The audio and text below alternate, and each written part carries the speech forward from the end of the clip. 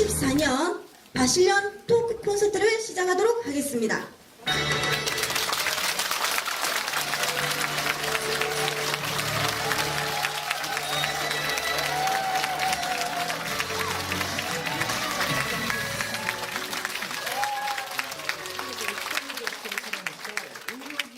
이 시간에는 조이팔 사건의 피해자 모임인 바른가정 경제 실천을 위한 시민연대 김상전 대표를 연결을 해서 좀 이야기를 듣도록 하겠습니다. 김 대표님.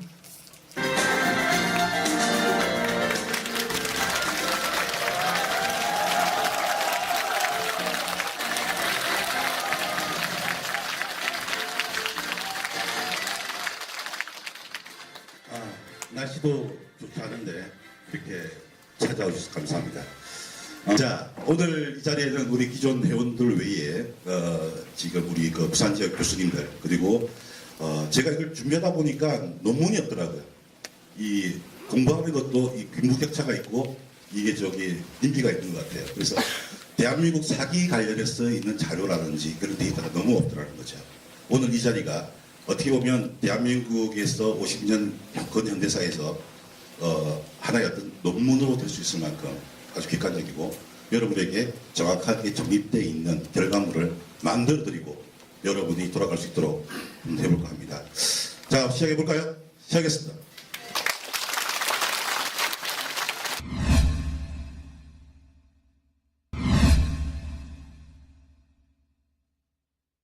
자, 이 모든 원인의 시작이 되는 것은 바로 뭐냐면 이 사기라는 겁니다. 사기. 우리가 사기란 말 많이 듣거든요. 그죠? 사기를 직업으로 친다면 인류 현대사에서 근대사에서 인류학적으로 가장 오래된 직업 중에 하나가 이 사기꾼일 겁니다. 맞잖아요? 그런데 이 사기란 말을 우리는 잘 이해를 못하고 있는 것 같아요. 그래서 오늘은 이 사기란 것부터 먼저 시작해 보겠습니다. 사기라고 하는 것은 나쁜 깨로 남을 속이는 것을 말하는 겁니다.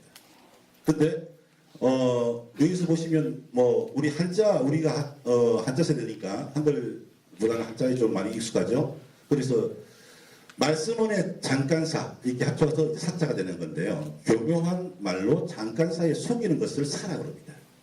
기라고 하는 것은 기형자 흠하고 합친 건데 이게 뭐냐 하프말 찰나 그 짧은 시간에 속이는 것을 우리가 한자어로 표현한다면 사기가 되는 겁니다. 그래서 속이는 것은 시간하고 관계가 상당히 깊습니다. 아무리 교모해도 시간이 지나면 거짓은 드러나게 되어 있다는 겁니다. 사입이란 말도 있죠. 그래서 사기란 말은 기만, 속임수, 가짜, 거짓, 농간, 야바이, 협작 이 모든 것이 우리가 사기를 표현하는 겁니다. 법률적으로 볼 때도 헌법 347조 제일 많이 듣는 얘기거든요. 헌법 347조에 보면 이런 판례가 쭉 나와 있습니다. 그래서 사기라고 하는 것은 내가 다른 사람을 기망해서 이득을 취하는 그건 다 사기예요. 그래서 사기꾼은 우리나라에 다 알려 있는 거죠. 바로 옆에 있는 사람이 사기꾼일 수도 있는 거예요.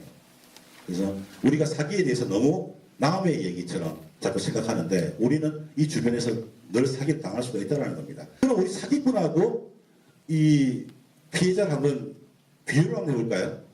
사기꾼은 사냥꾼입니다. 피해자는 먹잇감입니다. 그래서 사냥꾼은 여러분 사냥할 때 한번 생각해 보십시오. 총을 쏘거나 올문을 만들거나 아니면 돌멩이로 찍거나 어떤 식으로든 수단과 방법을 가리지 않고 머리를 다 써서 그 먹잇감을 잡으려고 하죠.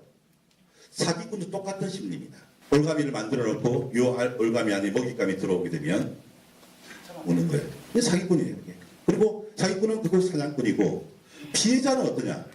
먹잇감이에요. 여러분 사냥해 보신 분 잘 아시겠습니다만은 사냥당하는 사람이 사냥당하는 먹잇감이 내가 사냥당하는 거 알고 있습니까? 어느 순간 본인은 죽는 거죠. 그래서 총 맞기 전에는 모른다는 겁니다. 쉽게 표현하면 총 맞기 전에는 내가 사기당하는 거 모르는 거예요.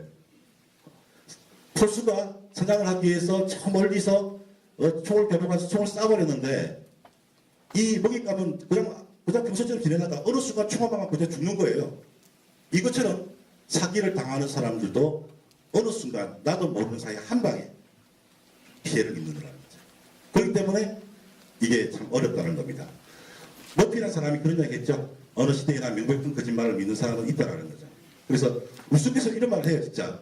수술실에서 의사가 마스크를 착용하는 이유는 뭐냐? 내가 수술 혹시 잘못하더라도 내 얼굴 못 알아보려고. 여기 어디 교수님한테 죄송합니다. 그런 농담이 있어요. 또 정치인이 저처럼 콧수염을 기르는 이유는 뭡니까? 자기 자신의 입술을 읽히지 않도록 하기 위해서 이렇게 합니다. 이것 하나의 어떻게 보면 기망이죠. 그래서 우리 주변에는 이런 것들이 늘 있는 얘기들입니다. 그래서 사기꾼은 왜 사기를 치는가 한번 생각해 볼 필요가 있어요. 근데 여기서 핵심은 뭐냐면 현실은 사기꾼들한테 더 우호적이라는 겁니다. 사기꾼들은 사기를 쳤기 때문에 돈을 가지고 있고 또 사기를 치는 과정에서 모든 것을 준비를 합니다. 그래서 떠날 준비까지 다 하는 거죠. 그러니까 사기를 당하는 사람은 그 사기꾼한테 총 맞은 그 상거인감처럼 한 방에 총 맞고 그냥 우왕좌왕하다가 모든 것을 더 잃게 되고 답을 못 찾는 거죠.